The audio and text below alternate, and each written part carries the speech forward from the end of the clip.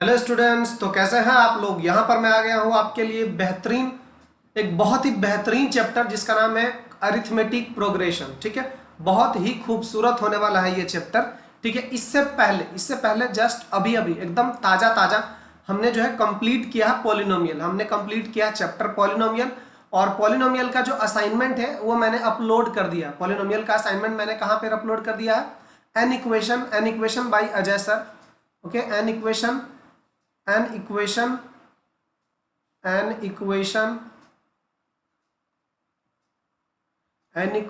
Bye Ajay sir. आपको Telegram पे इसे सर्च करना है। ठीक है, बाय अजय सर, टेलीग्राम पे आप इसे सर्च करेंगे an equation by Ajay sir. उस चैनल को ज्वाइन करेंगे तो आपको जो असाइनमेंट है उसमें मैंने more than 40 question PDF upload कर दिया है।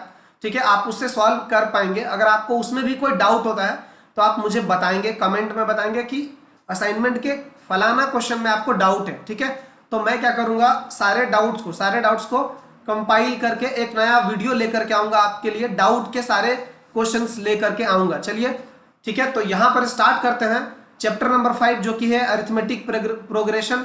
काफी बच्चे बाहर से कुछ बोल रहे थे, वो कर रहे थे, रिक्वेस्ट कर रहे थे कि सर ये वाला चैप्टर को लेकर के पहले आ जाओ, तो इसीलिए मैं इस चैप्टर को लेकर के आया हूं। ठीक है, तो चलिए यहाँ पर शुरू करते हैं एकदम बेहतरीन तरीके से अरिथमेटिक प्रोग्रेशन। तो सबसे पहले समझते हैं कुछ नेचुरली इन नेचर में कुछ चीज होता है जिसमें कुछ पैटर्न फॉलो होते हैं। जैसे आप सूरजमुखी का फूल देखे होंगे। ठीक है, ये सूरजमुखी का फूल देखे होंगे। ठीक है, सनफ्लावर, पेटल्स ऑफ सनफ्लावर।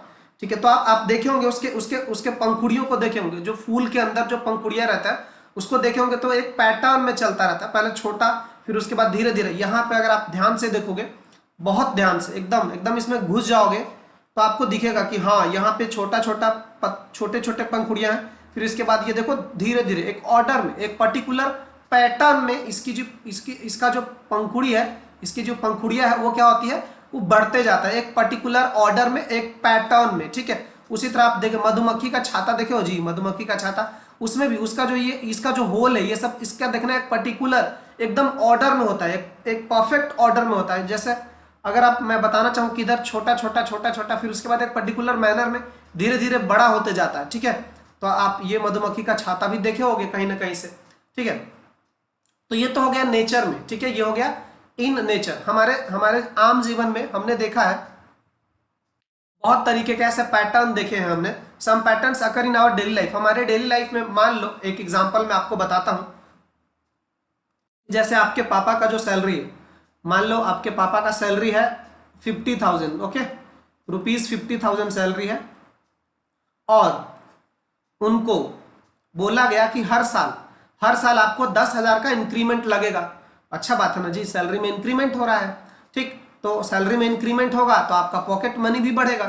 ठीक, तो 10,000 जो है, 10,000 का इंक्रीमेंट लगता है। ठीक है, आपके पापा की सैलरी है 50,000, 50,000 रुपए सैलरी है, और आप क्या कर रहे हो, 10,000 रुपए हर साल बढ़ रहे हो।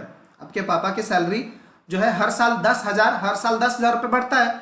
तो इसका मतलब जब वो ज्वाइन किए तब उनकी सैलरी कितनी थी, 50,000, 50,000। ओके, 50,000। आफ्टर 1 ईयर उनकी सैलरी कितनी हो गई, 60,000। ठीक है, आफ्टर 2 ईयर, ठीक है, 1 साल के बाद ये सैलरी हो गई। आफ्टर 2 ईयर उनकी सैलरी कितनी हो गई, 70,000। इस तरीके से बेहतरीन तरीके से देखिए, एकदम खूबसूरत पैटर्न बन रहा है यहां पर। तो इस तरीके से आपके पापा की सैलरी बढ़ रही है। ठीक है, खुश हो जाओ। ठीक, तो इसी तरीके से आपका जो है, आपका पॉकेट मनी भी बढ़ता जाएगा अकॉर्डिंगली। ठीक, तो ये हो गया। तो यहां पर क्या है, एक पैटर्न फॉलो हो रहा है। अगर आप ध्यान से देखेंगे कि हर बार इसको बोलते हैं प्रीसीडिंग बोलते हैं इसको, प्रीसीडिंग।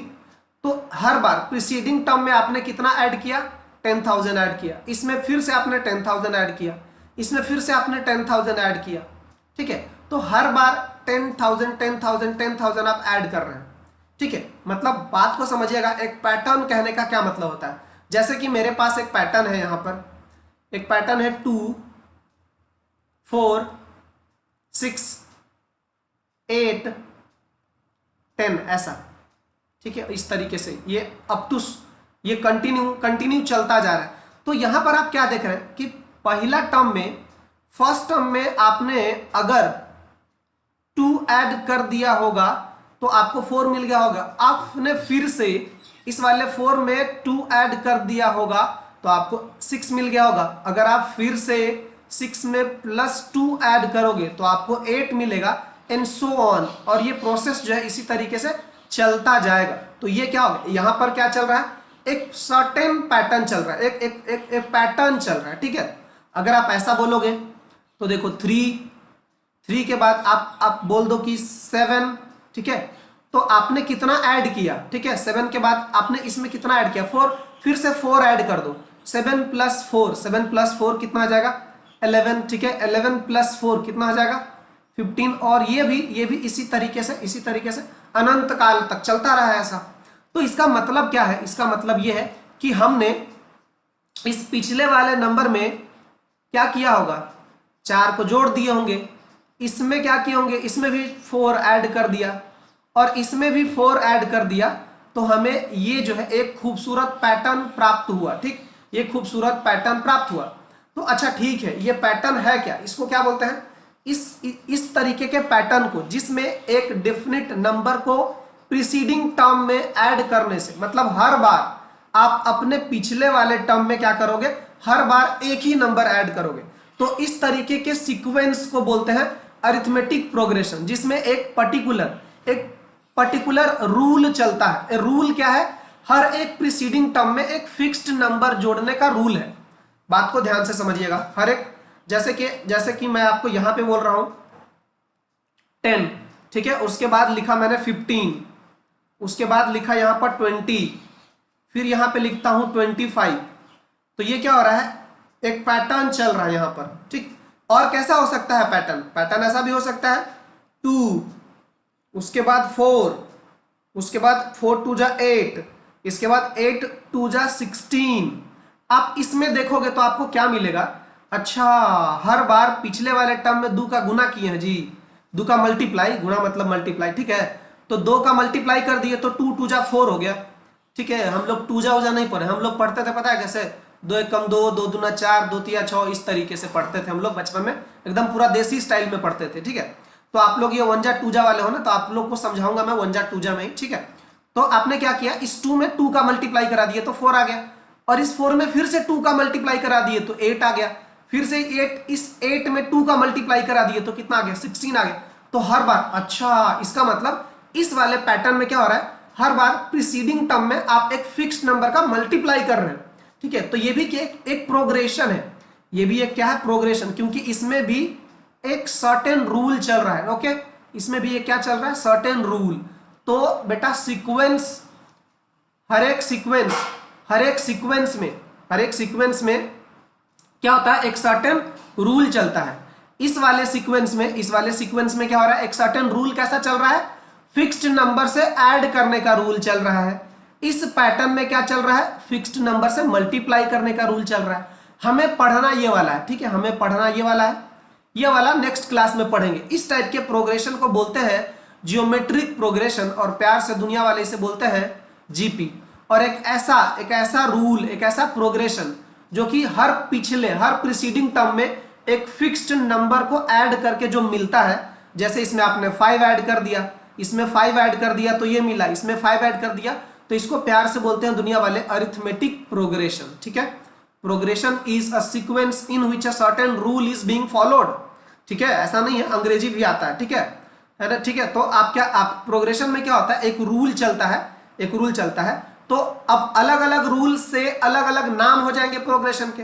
तो एपी जो है, अरिथमेटिक प्रोग्रेशन, एक ऐसा प्रोग्रेशन है जिसमें हर एक टर्म, ठीक है, हर एक टर्म अपने पिछले वाले टर्म से फिक्स्ड नंबर ऐड करने से प्राप्त होगा, ठीक है। हर एक टर्म, जैसे कि अब ये तो पहला ही टर्म है ना, तो इसमें 5 ऐड कर दोगे तो ये आपको कितना मिल गया, 15 में 5 ऐड कर दोगे तो ये आपको कितना मिल जाएगा, 20 में फिर से आपने 5 ऐड कर दिया तो आपको कितना मिल गया, ये 25। तो इस तरीके का जो लिस्ट है, ठीक है, नंबर्स का लिस्ट है, इस तरीके से सीक्वेंस जो है हमें जो प्राप्त होता है, इसी को प्यार से बोलते हैं अरिथमेटिक प्रोग्रेशन, ठीक है, अरिथमेटिक प्रोग्रेशन बोलते हैं। तो यहां पर आप यह देखिए, अचानक से हमारे सामने ये अरिथमेटिक प्रोग्रेशन ये सामने आ गया, ये देखो अरिथमेटिक प्रोग्रेशन लिखा हुआ है। तो हमने सीखा कि अरिथमेटिक प्रोग्रेशन क्या होता है। ठीक है, एक ऐसा सीक्वेंस जिसके अंदर हर एक अगला टर्म, हर एक सक्सीडिंग टर्म में एक फिक्स नंबर को ऐड करने से नया नंबर मिलता जाता है। ठीक, नंबर, तो देखिए बात को ध्यान से यहां पर समझते हैं। जैसे कि मैंने बोला 5 के बाद बोला 4 के बाद बोला 3, ठीक है, 3 के बाद बोला 2, फिर उसके बाद 1, फिर उसके बाद 0, फिर उसके बाद -1। तो अगर आप ध्यान से देखोगे तो ये सर क्या ये अरिथमेटिक प्रोग्रेशन है? हाँ है ना सर। क्यों? इसमें जोड़ रहे हैं ना, इसमें क्या जोड़ रहे हैं? -1 जोड़ रहे हैं हर किसी में। आप हर बार क्या कर रहे हो? -1 को ऐड कर रहे हो। इसमें -1 ऐड कर दिए, इसमें -1 ऐड कर दिए, ठीक है, इसमें -1 ऐड कर दिए।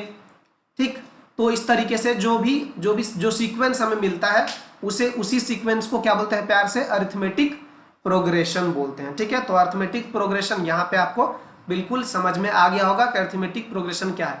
वो जो फिक्स्ड नंबर होता है, जो होता है जिसको हर एक प्रीसीडिंग टर्म में ऐड करते हैं, उस फिक्स्ड नंबर को प्यार से बोलते हैं कॉमन डिफरेंस बोलते हैं, ठीक है, कॉमन डिफरेंस। और दुनिया वाले, आपको पता ही है, दुनिया वाले प्यार से चीजों को आसानी से, अब इतना बड़ा कौन लिखेगा कॉमन डिफरेंस? 10-15 सेकेंड फालतू में वेस्ट हो रहा है, तो इसीलिए दुनिया वाले बोले आज से इसको हम लोग प्यार से डी बोलेंगे।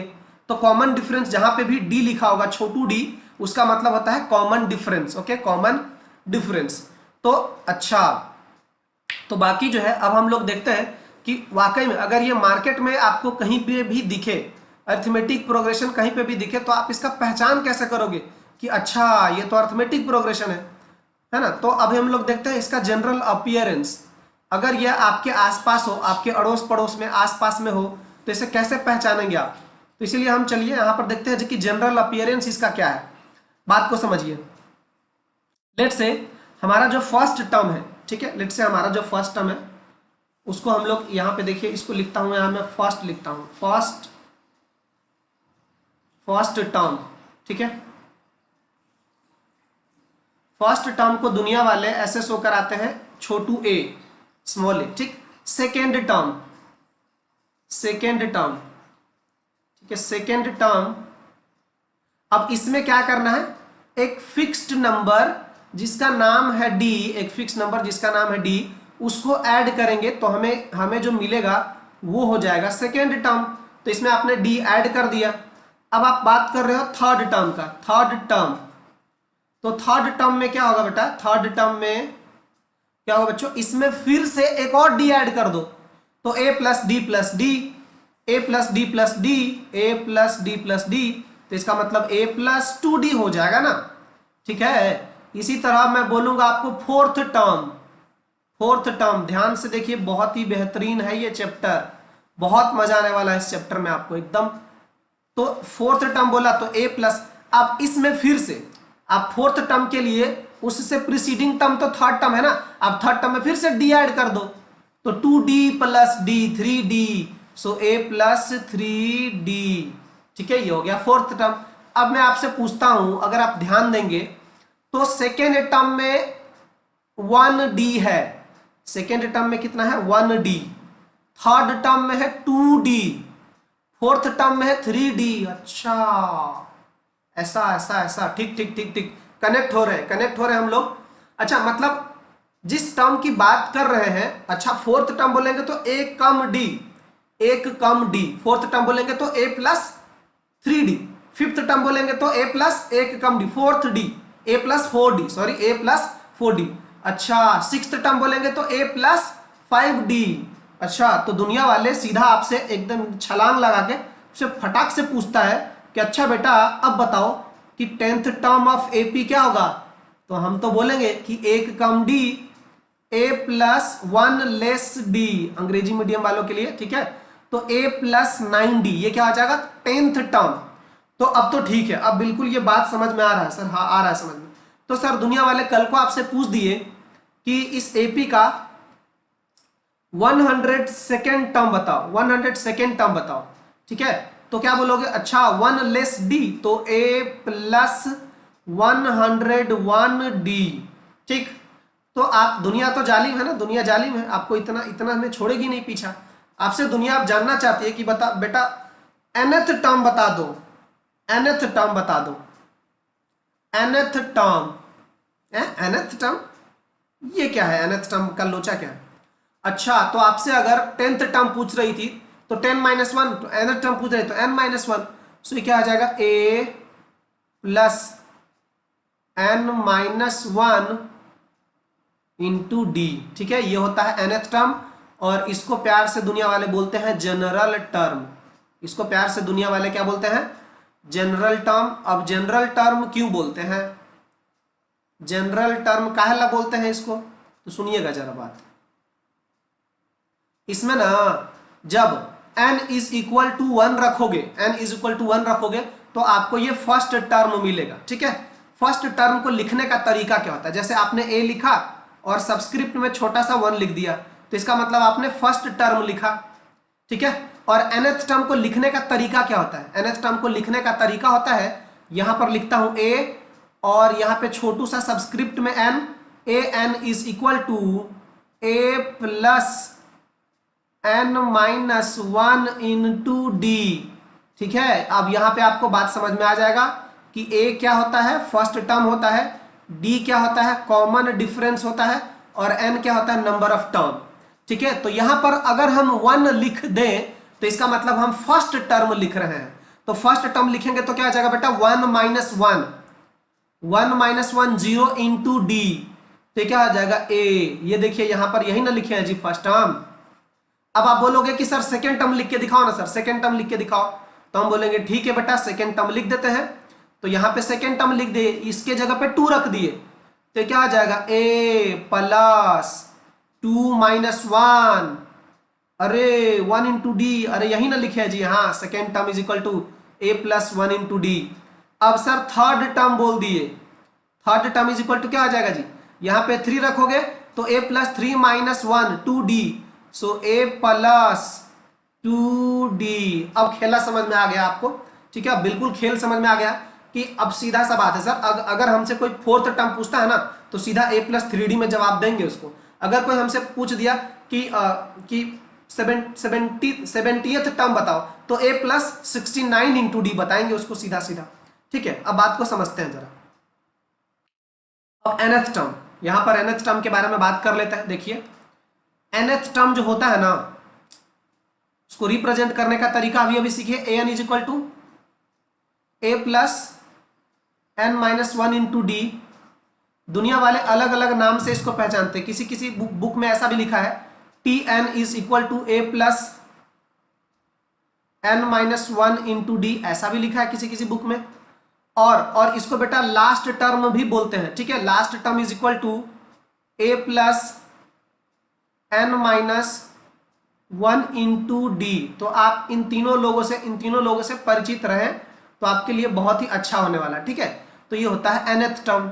अब ये nth टर्म जो होता है, ये हमने क्या सीखा कि ये nth term from the beginning हमने शुरू से सीखा। ठीक है, स्टार्टिंग से सीख रहे थे हम। अगर हमसे कोई पूछ दे कि इसका जो है पीछे से nth टर्म बताओ, तो उसके ऊपर हम लोग बात करेंगे। ठीक, उसके ऊपर हम लोग बात करेंगे। फिलहाल आगे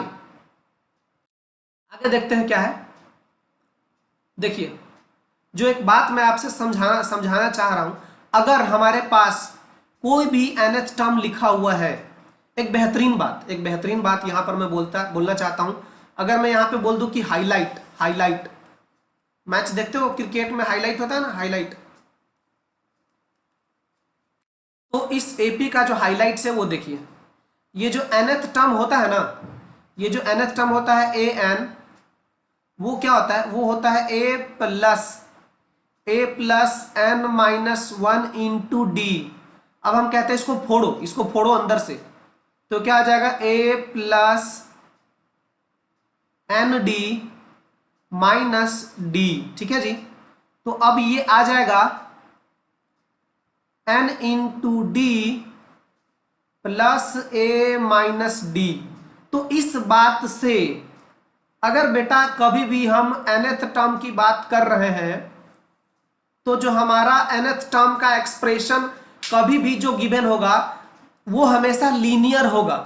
अगर nth टर्म का बात कर रहा है, an अगर आपको लिख करके दे दिया कोई और बोल दिया कि पहचानो कि क्या ये एपी है, तो हम देखेंगे कि क्या वो लीनियर है। अगर वो लीनियर है इन टर्म्स ऑफ n, अगर वो यहां पर n क्या है, लीनियर है ना, n के टर्म में ये एक्सप्रेशन क्या है, लीनियर है ना, लीनियर। अरे लीनियर क्यों बोल रहे हैं सर? क्योंकि n का डिग्री कितना है 1, n का डिग्री 1, इसीलिए लीनियर। मान लो हमारे पास an इस तरीके से रिप्रेजेंट किया है, an is equal to represent कर देता है कोई 3n + 2, और हमसे कोई पूछता है कि क्या इससे जो सीक्वेंस मिलेगा क्या वो एपी में है, तो हम क्या करेंगे, हम तो वही वाला चाल चल देंगे। एक बार 1 रखेंगे, 2 रखेंगे, 3 रखेंगे, 4 रखेंगे और देख लेंगे कि हर एक टर्म के बीच का जो डिफरेंस है, हर बार आगे का टर्म अपने पीछे वाले टर्म से उतना ही डिस्टेंस पर है क्या। जैसे आप बात समझना जरा, इसमें मैं बोलूं a1 तो a1 निकाल दो, जरा 1 रख दो इसमें, तो कितना हो जाएगा, 5 हो जाएगा ना। अब आप a2 निकालोगे तो यहां पर क्या रखोगे 2, तो 2 × 3 6 + 2, ठीक है, 2 रखोगे ना यहां पे, तो 2 × 3 कितना आ जाएगा 6, और 6 + 2 कितना हो जाएगा 8, 6 + 2 कितना हो जाएगा 8, ठीक है। अगर आप इसमें 3 रखोगे तो आप क्या देखोगे कि 3 रखोगे तो 3 3 = 9, और 9 + 2 कितना हो जाएगा 11। 3 टर्म्स तो कम से कम आपको निकालना पड़ेगा। इसका मतलब इससे जो सीक्वेंस प्राप्त हुआ, इससे जो सीक्वेंस हमें मिला, sequence we got from this is 5 8 and 11। आप चेक करो कि क्या ये एपी में है। एपी में चेक करने के लिए पता है बेटा क्या करते हैं, एपी में चेक करने के लिए क्या करते हैं, कॉमन डिफरेंस निकालते हैं। ठीक, तो कॉमन डिफरेंस कैसे निकालते हैं, यहां पर आ जाइए, कॉमन डिफरेंस निकालना सीखते हैं। ठीक है, कॉमन डिफरेंस कैसे निकालते हैं, कॉमन डिफरेंस को क्या बोलते हैं, कॉमन डिफरेंस को बोलते हैं प्यार से डी, कॉमन डिफरेंस को क्या बोलते हैं डी। और common difference is equal to होता है an - an-1। यहां पर n जो है वो ग्रेटर देन और इक्वल टू 0 होगा, और n है नेचुरल नंबर। यहां पर ध्यान दीजिएगा, अगर कोई भी सीक्वेंस एपी में है तो आपको क्या करना पड़ेगा, ये वाला रूल, अगर ये वाला सेटिस्फाई हो गया, ये n लिखे है सर, इसका मतलब क्या है, इसका मतलब है बेटा कि कॉमन डिफरेंस d बराबर हम क्या लिख सकते हैं a2, यहां पे n के जगह पे 2 रखोगे तो a2 - a1 आ जाएगा। ठीक है, अगर n के जगह पे आप 3 रखोगे तो यह आ जाएगा a3 - a2। मतलब कि हर बार पिछला आगे का term succeeding term minus preceding term करोगे तो आपको क्या मिलेगा, कॉमन डिफरेंस। मतलब a2 - a1 मतलब a3 - a2, हाँ यही मतलब a4 - a3, जी हाँ बिल्कुल यही मतलब है इसका। तो यहां पर हम लोग क्या करते हैं, कॉमन डिफरेंस निकाल देते हैं। एक बार 8 - 5 करा देते हैं और इस इक्वल टू कितना आ जाता है, इस इक्वल टू आ जाता है 3, और एक बार common difference is equal to succeeding term 11 minus preceding term 8, so 11 - 8 again is equal to 3, so therefore the sequence obtained by this is an AP। इससे जो सीक्वेंस हमें ऑब्टेंड हुआ वो एपी में है, एपी में है, इस बात को चेक करने के लिए क्या करना पड़ता है, कॉमन डिफरेंस निकालना पड़ता है। ठीक है, कॉमन डिफरेंस। और कोई भी सीक्वेंस तभी बेटा डिफाइंड होगा, कम से कम उसमें 3 टर्म्स होने चाहिए, जैसे 2 4 और ये 8। ठीक है, 3 टर्म्स होने चाहिए, उसके बाद ये डॉट डॉट डॉट लगा होना चाहिए। ठीक, तो एपी कैसे हो सकते हैं, एपी कैसे हो सकते हैं, एपी में फाइनाइट नंबर ऑफ टर्म भी हो सकते हैं और इनफाइनाइट नंबर ऑफ टर्म भी हो सकते हैं। ठीक है, एपी में क्या हो सकता है, फाइनाइट नंबर ऑफ टर्म और इनफाइनाइट। तो किसी एपी में अगर इनफाइनाइट नंबर ऑफ टर्म्स है, जैसे कि मान लो यहां पर हमने लिखा 2 और उसके बाद लिखा 5, फिर उसके बाद लिखा 8 और उसके बाद ऐसा डॉट डॉट, इसका मतलब ये क्या है, अनंत काल तक ये एपी जा रहा है, तो इसको बोलते हैं इनफाइनाइट एपी।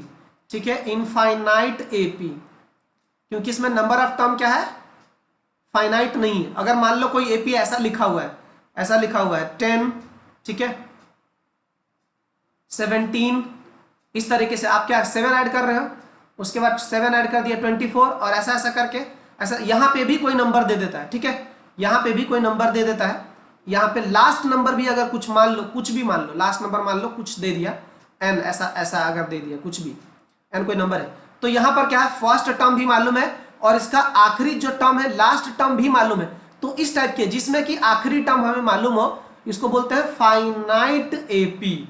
इसको क्या बोलते हैं, फाइनाइट एपी। क्या बोलते हैं, फाइनाइट एपी। ये वाला जो एपी था आपका इनफाइनाइट एपी था। क्यों, क्योंकि इसमें लास्ट टर्म नहीं मालूम था। इसमें हमें पता है कि कितने नंबर ऑफ टर्म्स है, क्योंकि हमें पता है कि आखिरी वाला टर्म कितना है, ठीक। तो this is called finite AP, ठीक है। और एपी किस तरीके से होते हैं, हो सकते हैं, देखिए एक होता है बेटा इंक्रीजिंग एपी,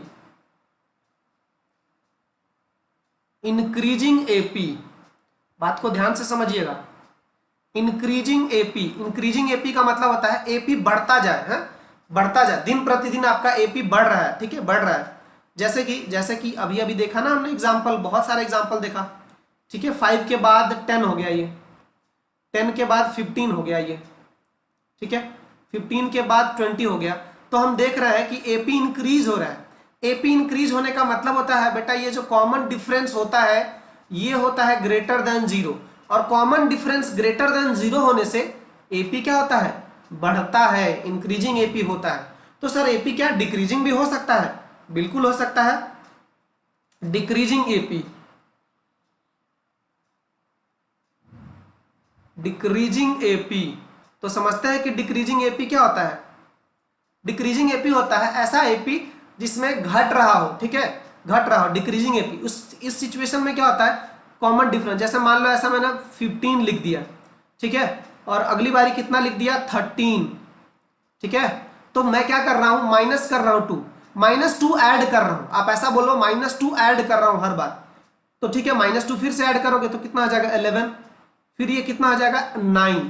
तो इस तरीके के एपी को हम लोग बोलते हैं डिक्रीजिंग एपी। और इस एपी में जो हमारा डी होता है वो होता है लेस देन 0, डिक्रीजिंग एपी। और एक होता है बेहतरीन, खूबसूरत, कांस्टेंट एपी, ठीक है, खूबसूरत कांस्टेंट एपी। अरे कांस्टेंट एपी, कांस्टेंट एपी समझ में नहीं आ रहा है सर, कांस्टेंट एपी क्या है, समझाता हूं। देखो कांस्टेंट एपी क्या होता है, जैसे हमने लिखा 10, उसके बाद भी लिखा 10, उसके बाद भी लिखा 10, और ऐसे सो ऑन।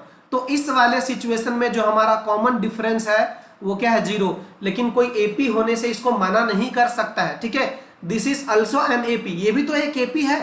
अरे सर कैसे एपी है, कॉमन डिफरेंस सेम है क्या, अरे हाँ है ना, कॉमन डिफरेंस सेम है ना। 10 - 10 = 0, 10 - 10 = 0, पिछला टर्म अगला टर्म माइनस पिछला टर्म = 0, अगला टर्म माइनस पिछला टर्म = 0, अगला टर्म माइनस पिछला टर्म = 0। सो देयरफॉर ये क्या है, एक कांस्टेंट एपी है। कैसा एपी है, कांस्टेंट एपी, ठीक। तो हमें ये बात समझ में आ गया कांस्टेंट एपी का कॉन्सेप्ट, ठीक है। तो इस तरीके से 3 तरह के एपी आपको मिलेंगे। यहां पर एक्सरसाइज 5.1 में आ जाते हैं, ये वाला काम आपका है, आपका है। आपको करना क्या है मैं बता दे रहा हूं। A taxi fare after each kilometre when the fare is ₹15 for the first kilometer। आपने फर्स्ट किलोमीटर चला, आपने फर्स्ट किलोमीटर चल लिया, ठीक। तो आपको जो पैसा लगा, आपका जो पैसा लगा वो लगा ₹15, ठीक है, 15 रुपए लगे। आपको बोला भाई साहब पहले 1 किलोमीटर का ना 15 रुपए लगेंगे for the first kilometre and 8 rupees for each additional kilometre. आप जितना 1 किलोमीटर ज्यादा जाओगे, आप जैसे 2 किलोमीटर चल दिए, 2 किलोमीटर चलोगे तो आपको 15 रुपीज तो पहले आप 1 किलोमीटर के दे दिए और 8 रुपीज और उसको देना पड़ेगा। तो 15 + 8, ठीक है ना, 15 + 8 कितना हो जाएगा 23 हो गया। आपको जाना है 3 किलोमीटर, तो आप क्या करोगे, अब फिर से इसमें 8 रुपीज बढ़ा दोगे ना, 8 रुपीज हर बार बढ़ा के दे रहे हो, तो 8 रुपीज इसमें बढ़ा दोगे तो कितना आ जाएगा 31। तो इस तरीके से आपको जो सीक्वेंस मिला, the sequence we got that is 15, 23, 31। अब आप क्या करो, देखो 23 - 15 8 आ गया, 31 -23, क्योंकि आपको पता है आपने हर बार 8 8 ही ऐड किया है, तो ये जो सीक्वेंस हमें मिला, the sequence we got is an AP. आपको बोल रखा है make an arithmetic progression why, और आपको बताना है कि कौन सा एपी बना रहा है, कौन सा एपी नहीं बना रहा है। ठीक है, उसी तरह ये देखिए टैक्सी फेयर वाला हो गया। The amount of air present in the cylinder when a vacuum pump removes 1/4 है ना, ये 1/4 of air remaining inside the cylinder at a time. अब आपको ये बताना है कि क्या इससे जो सीक्वेंस मिलने वाला है क्या वो एपी में होगा, क्या वो एपी में होगा, ऐसा हमें पता करना है।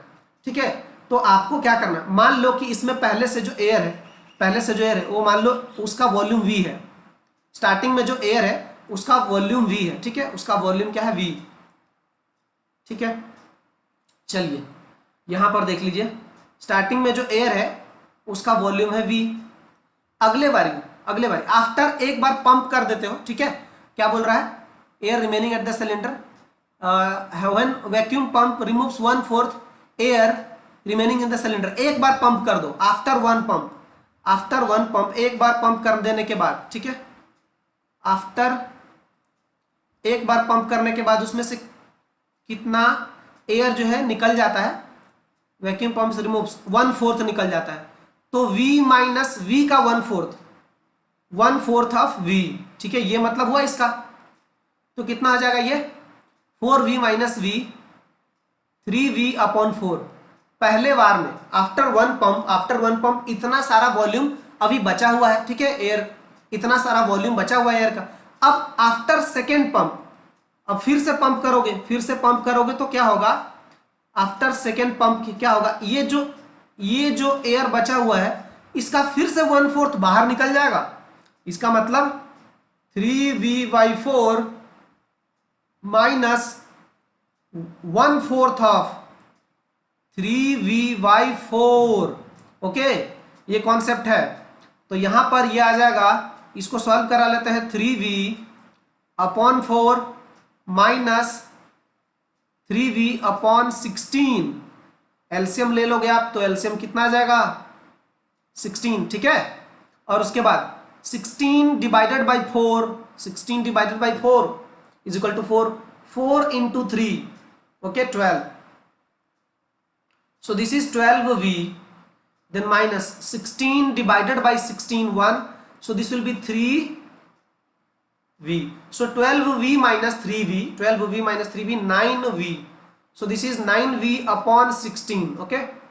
तो हमें जो सीक्वेंस मिला वो क्या है, द रिक्वायर्ड सीक्वेंस जो सीक्वेंस हमें मिला यहां पे देख लेते हैं, वो है V। यहां पे मैं लिखता हूं बेटा, यहां पे लिखता हूं, ध्यान से देखना, वो है V, ये है मेरा पेन, वो सीक्वेंस जो मिला वो है V। ठीक है, अगला सीक्वेंस क्या है, 3V/4, और अगला जो नंबर है 9V/16। तो अब आप क्या करो, इसमें से इसको माइनस कराओ, ठीक है, और इसमें से इसको माइनस कराओ, और देखो क्या दोनों सेम आते हैं। अगर दोनों सेम नहीं आएंगे ना, दोनों सेम नहीं आएंगे, so therefore this is not an AP, ये एपी में नहीं है। तो इस तरीके से एपी का पहचान करते हैं। तो बाकी के जो बचा हुआ क्वेश्चन है, ये वाला क्वेश्चन नंबर 3, क्वेश्चन नंबर 4 आपको सॉल्व करना है।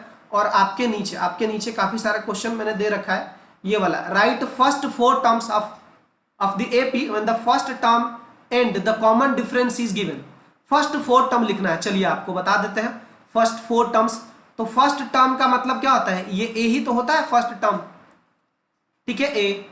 सेकेंड टर्म क्या होता है, सेकेंड टर्म होता है ए प्लस डी, तो ए प्लस डी, ए कितना है 10 और डी भी कितना है +10, तो सेकेंड टर्म कितना हो जाएगा 20। थर्ड टर्म क्या होता है बेटा, थर्ड टर्म होता है, इसी में 10 ऐड कर दो, वैसे इसमें 10 ऐड कर दो, 20 + 10 कितना आ जाएगा 30। अगर आप ऐसे बोलोगे तो थर्ड टर्म तो सर a + 2d होता है ना, ठीक है ना, a + 2d लिख लो। तो 10 + 2 × 10, ओके, तो 20 + 10 = 30। थर्ड टर्म हो गया। फोर्थ टर्म के लिए क्या करोगे, कभी भी आपको नेक्स्ट टर्म चाहिए, अगर आपको प्रीसीडिंग टर्म मालूम है तो उसमें कॉमन डिफरेंस ऐड कर दो, 30 + 10 40 हो जाएगा। तो ये हो जाएगा क्या, वैसे आप लिखोगे क्या, a + 3d लिखोगे, a + 3d = 10 + 3 into D is equal to 40। So ये आ गया फर्स्ट फोर्थ टर्म। तो इसी तरीके से आपको फर्स्ट फोर्थ टर्म लिख लेना है अगर आपके पास क्या है, फर्स्ट टर्म दिया है और कॉमन डिफरेंस। तो ये सारे बाकी के बचे हुए क्वेश्चन आपको करना है। आपको कोई प्रॉब्लम होता है तो आप जरूर मुझसे हेल्प ले सकते हैं, ठीक है। तो आज का सभा यहीं पे समाप्त करते हैं। तब तक के लिए टेक केयर, थैंक यू।